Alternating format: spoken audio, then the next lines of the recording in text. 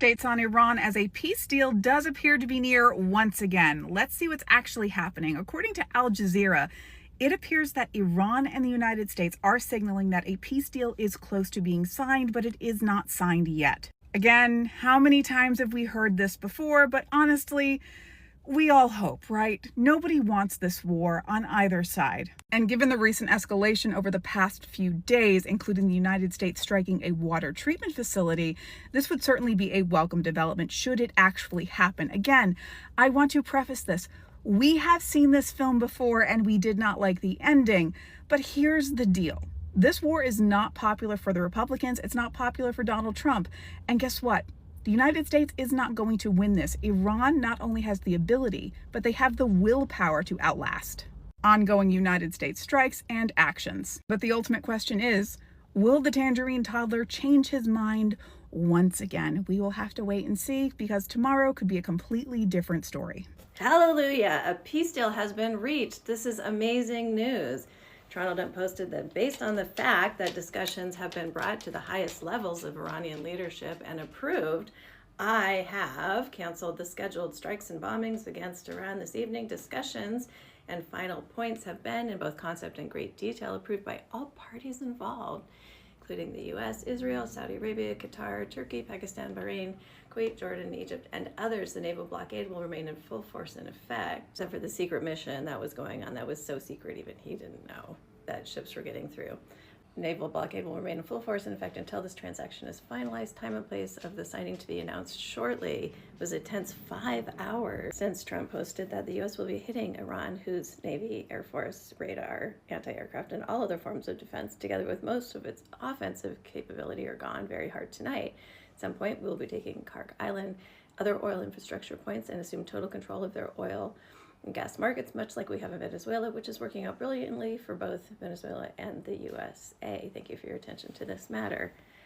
Whew, that was close. We narrowly avoided an escalation, didn't we? Yeah, thank God he's out there, advocating for the best for all of us. I don't know if this is true, but Trump just did a little presser and said that we have reached an agreement to end the war between the United States and Iran. I think basically he said they've come up with an outline and they're getting ready to sign the deal. He wasn't exactly sure where they were going to sign the deal, but he went on to say the Strait of Hormuz would reopen. The oil would start flowing. He mentioned that the stock market closed way up today, which it did. So I don't know, is this going to be another false alarm? He did announce earlier today that there would be no more strikes from the U.S. on Iran. He was putting those on hold. So fingers crossed. Let's hope this thing is over, because boy, we need some serious repair work. What do you think about that news, huh? Yeah. Great news. Donald Trump, I know you're going to find this hard to believe, but he canceled the big airstrike scheduled for Iran. I know he was planning to seize Kark Island, which produces 90% of Iran's oil. And then, and this is very unusual for Trump, at the last minute, he called it all off. Now he's saying this is really good news, he has a deal with Iran to end the fighting and reopen Hormuz. Isn't that great? This is like a big story. They're all reporting this right now because it's very rare for the President of the United States to call off a major military bombing campaign and then declare, I'm this close to a huge deal with Iran. I mean, he just has to dot some T's and cross some I's. You only hear Trump saying that perhaps 38 to 50 times a day. Any century now, Hormuz is opening. I feel like going down to Times Square and kissing a stranger. Well, I always feel like going down to Times Square and kissing a stranger, but this is victory. This is what victory tastes like. Unfortunately, Iran says it's not happening. Israel said they know nothing about this, but Trump says it's happening. So who are you going to believe? Okay, so let's talk about this supposed deal between the United States and Iran, because both sides are vastly inflating what's actually in the deal. And, well, a better way to put it is it appears that Iran is vastly inflating what's in the deal, and the United States is being very hush-hush about it. They don't want to give away anything. Donald Trump is making vague statements like, they'll never have a nuclear weapon and things like that. So let's look at the claims by Iran over what's in the deal. I've written it down here on a piece of paper. Let's look at that. And then let's look at what the deal actually is, because that's the important part and the confusing part for a lot of people. So first of all, Iran is claiming that these are the points of the deal. First of all, a $300 billion reconstruction plan for Iran. Well, basically, the United States is supposed to pay $300 billion in reparations to Iran to rebuild the country. First of all, obviously something the United States would never admit to, likely would only agree to if there was cooperation from a bunch of other countries. A full lift of the U.S. naval blockade, U.S. to withdraw completely from the Middle East. That includes not only the blockade, but any troops we have there, including our bases that are in the Middle East. A suspension of all sanctions that have been placed on Iran. A reaffirmation of Iran's membership in the Non-Nuclear Proliferation Treaty. And just to be clear, Iran has already signed this treaty that states they will never acquire a nuclear weapon.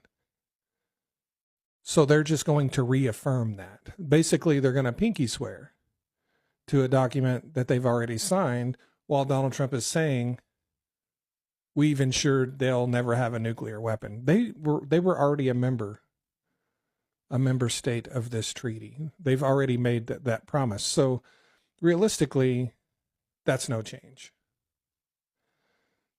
A 60-day negotiation period during a ceasefire. $24 billion of frozen assets that Iran has to be unfrozen. Any agreement after the ceasefire has to be approved by the UN Security Council. Half of the frozen assets have to be released immediately before further negotiations can begin. There are things that are specifically barred in Iran's version of this agreement is any discussion of a missile program or support of their proxies. So we're talking about the Houthis, we're talking about Hezbollah, we're talking about essentially the terrorist organizations. Big news of the week. Okay. It's monumental. Drum roll, please. Yesterday, President of the United States, Donald Trump, announced, we just made a great settlement of the war with Iran. That's right. It's over. Call off the war. Send the troops home. Open the Strait of Hormuz. Get ready to fill up your gas tanks with $3 gas. The war is finally over. That's right. That's right. Trump even said a deal might be signed this weekend. Really excited. It took a while. Over 100 days, even though Trump said it would just last a few weeks. Finally, it's done. We can all go back to our... Hold on, wait a second. I'm getting some guidance. It seems Iran has responded to Trump's declaration, and, well, let me just read it. Spokesman for Iran's foreign ministry is saying no such agreement exists, and that it's currently under review by the relevant decision-making institutions. That's curious because the president says it's over. The president says a deal is coming this weekend, and I know him to be truthful.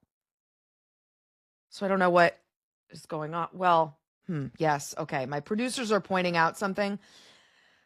That's true. That's true. Trump has said this before. Okay, wow. 38 times Trump has apparently said this war is over or a deal has been reached. So I guess it's not a great track record. But listen, it's been a while some silver lining. It's been a while since there's been any real hostilities, right? Because we're in a ceasefire. That much I know. The president called for a ceasefire. We're in a ceasefire. That's good news. At least there's been no... Hold on, that's not correct. Sorry. Let me checking my notes. On Wednesday, the U.S. bombed Iran for the second straight day after Iran struck our Apache helicopter over the Strait of Hormuz. I forgot about that. Damn it. So I guess we're not really in a ceasefire. Well, here's what Trump had to say about this important business this week from the Oval Office. America's fishermen have just, they're special people.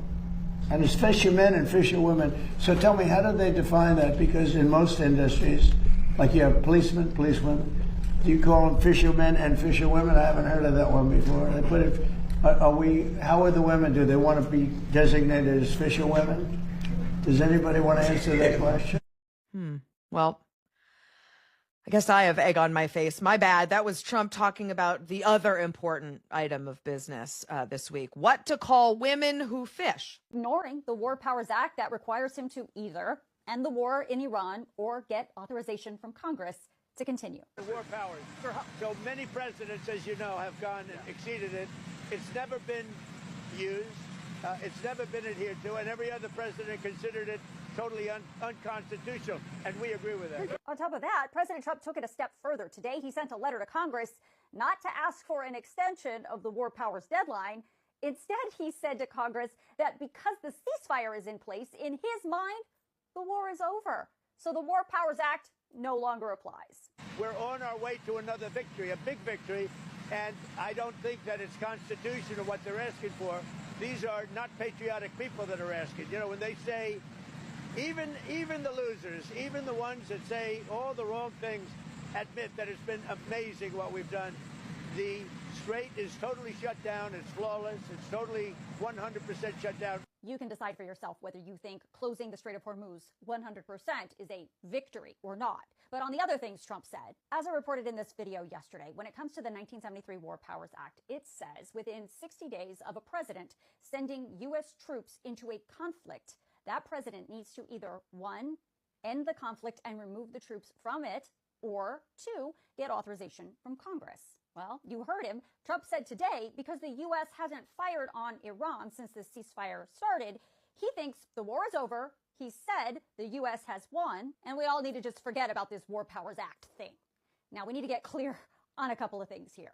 1, the War Powers Act says nothing about a ceasefire putting a stop to that 60-day clock. It just doesn't appear in that law at all. 2, about 50,000 U.S. troops are still in the Middle East conducting that blockade of the Strait of Hormuz. And President Trump says there's no end in